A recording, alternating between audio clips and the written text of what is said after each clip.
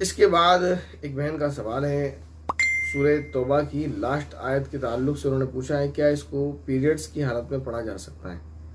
सूरह तौबा की लास्ट आयत, अब या तो इस वक्त उसको सर्च करना पड़ेगा, देखना पड़ेगा, इस वक्त जहन में नहीं है कि उसके अंदर कुछ ऐसा वर्ड है या नहीं। बहरहाल उस बारे में आप ये ज़ाब्ता और उसूल याद रखें। कुरान करीम की आयत के ताल्लुक से हमने आपको बताया था कि कुरान करीम की जो भी आयत हैं उन आयत को पीरियड्स की हालत में पढ़ा जा सकता है, शर्त के साथ। वो शर्त यह है कि उन आयत के अंदर या तो अल्लाह की हम्द के माना हो, या फिर उसमें अल्लाह की हम्द हो, या फिर उसमें बंदे की दुआ हो, बंदा अपने लिए अल्लाह से दुआ करे, ठीक है ना।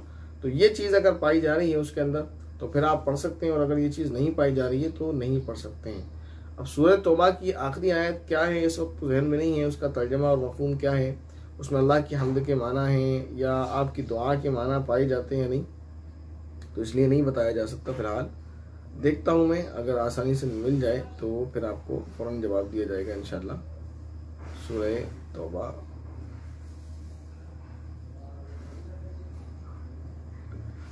फ़इन तवल्लौ फ़क़ुल हस्बी अल्लाह ला इलाहा इल्ला हुवा अलैहि तवक्कलतु व हुवा रब्बुल अर्शिल अज़ीम। ये सूरह तौबा की आखिरी आयत है और इसको पीरियड्स की हालत में पढ़ा जा सकता है, विर्द कर सकते हैं। लेकिन एक और शर्त हमने आपको बताई थी कि कुरान करीम की आयत की तिलावत नहीं कर सकते, पढ़ सकते हैं बतौर विर्द के, बतौर वजीफे के, ठीक है ना। उसमें आपको कुरान करीम की तिलावत नहीं कर सकते हैं हैद की हालत में, सिर्फ आप पढ़ेंगे वजीफे की नीयत से।